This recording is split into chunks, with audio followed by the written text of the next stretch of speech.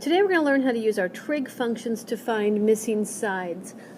So up until now, if we've had two legs or two sides of a right triangle, we could find the third side using the Pythagorean theorem. But now we're going to find the side using just one side length and a given angle.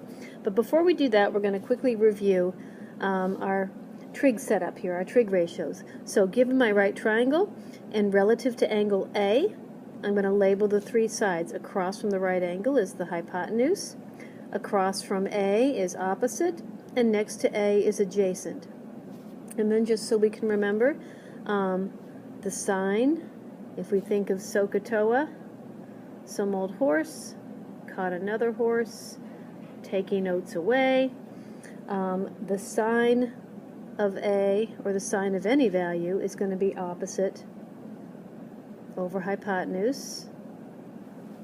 The cosine is going to be the adjacent leg over the hypotenuse, and the tangent is going to be opposite over adjacent. So we're going to use these ratios today and your calculator in class to find missing sides. So here's a typical example. I have a right triangle, and here's my right angle. I have an angle here which is 75 degrees. I have the hypotenuse, and I'm trying to find this side. So we're going to write some steps down to do this and walk through this example. The first thing we're going to do is we're going to label the triangle sides with what we're given and what we're trying to find. And using those labels and SOHCAHTOA, we're going to determine the appropriate trig function. So in this case, again, opposite, the 21 is opposite the right angle, so the 21 is the hypotenuse, and then relative to angle 75, x is across from it, so x is going to be opposite. So if we do SOHCAHTOA, we've got to decide which trig function involves the hypotenuse and the opposite. So I need an O and an H. And if you look, it's going to be the sine function. So that's our first step, is that we know it's going to be the sine.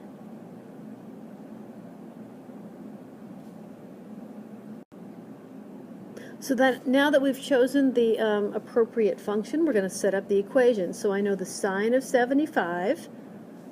So the sine of 75 is going to be equal to opposite over the hypotenuse. So that's what it's going to look like. Sine of 75 is equal to opposite over hypotenuse, which is x over 21.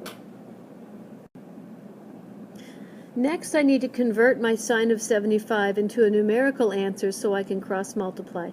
This is where you put this in your calculator. You make sure you're in degree mode, and you're going to convert that to a 4-digit, 4 decimal places, a number that's 4 decimal places long. Make sure you round at the end. So when I put sine of 75 in my calculator and I'm in degree mode, my calculator is going to give me 0.9659, and that's equal to x over 21.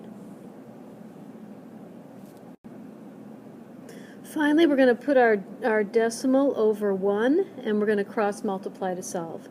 So when I do that, I end up with x is equal to 21 times 0.9659. Sometimes you'll be dividing by this value, and sometimes it's just going to be a direct product when you get done. It depends on what you're trying to find and what trig function you are using.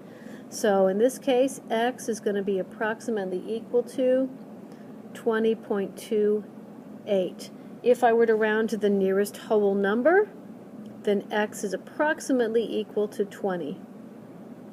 So this symbol represents an approximation. Whenever I'm rounding, I know it's not exactly equal to 20, but it's approximately equal to 20. Alright, so we're going to work through a couple of examples for your notes, and then we'll practice quite a bit more in class. The first one, and for all of these that we're going to do, we're going to round our final answer to the nearest whole number, just to keep it relatively simple. So here's my first problem. I have a right angle, I have 30 degrees, I have one leg, and I want to find the other leg. Again, for all of these problems, we're going to write SOHCAHTOA. You can always write that at the top of your paper. to help you remember what's what. I'm going to label everything.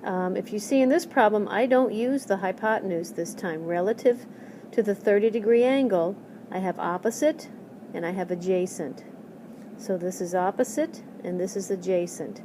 If you look at SOHCAHTOA, the tangent is what uses opposite over adjacent. So I'm choosing the tangent function, which means I'm going to say the tangent of 30 is equal to opposite of 30, relative to 30, x is opposite, 5 is adjacent. So you have to write it that way, x over 5.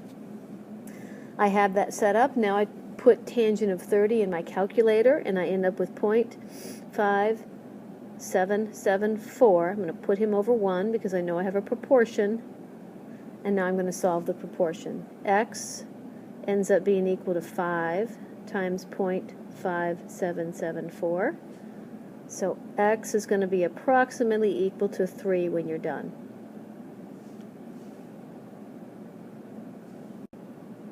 All right, let's look at our next example. We have an angle of 22 degrees.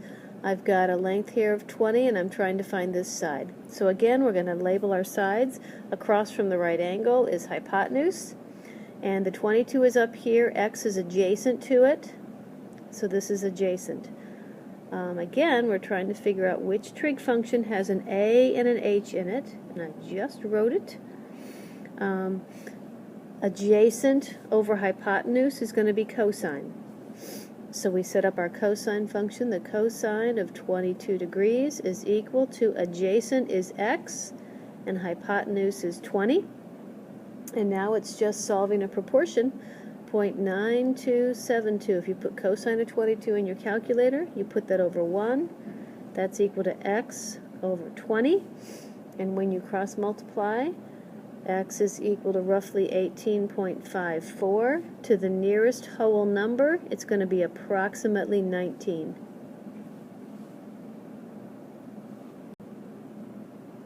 All right, in our next example, we have an angle of 50 degrees. And I have this leg and this leg that I want to find. So once again, I'm not using the hypotenuse. So which trig function uses opposite over adjacent? And hopefully you're saying that's the tangent function. So I would say the tangent of 50 is equal to opposite is 15 and adjacent is x. Please be careful. It's not always the case that the variable is in the numerator. It can be either way depending on what you're given. So now we convert 1.1918 over 1 is equal to 15 over x. This time when I cross multiply, I have a coefficient with the x. But you solve it just like you solve any simple equation like that. You're going to divide both sides by 1.1918. And x ends up being about 12.59. If I'm going to round to the nearest whole number, it's going to be approximately 13. All right, our last example doesn't have a diagram. It has everything written out. So you have to draw the diagram, and you have to be careful. Let's read this first before we draw a triangle. In triangle ABC, the measure of angle A is 90 degrees. So you have to label the 90-degree angle as A. So now you can draw it. You have to put A there. B and C are arbitrary. It really doesn't matter where you want to put those. But you have to put angle A as the 90-degree angle. The measure of angle B is 25 degrees. So 25 degrees is going to go right up in here. And you're given that AC is radical 3. You're trying to find the hypotenuse. So the key to this problem is drawing an appropriate diagram. If you were to label B down here, then the 25 would have been down there.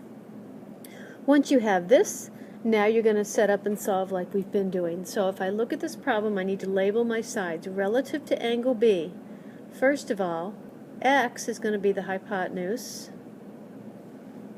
And then if you look at angle 25, radical 3 is opposite. So which trig function uses opposite and hypotenuse? And that's going to be the sine function, so the sine of 25 is opposite, which is radical 3 over x. Converting the sine of 25 degrees, you get 0.4226 over 1 is equal to radical 3 over x.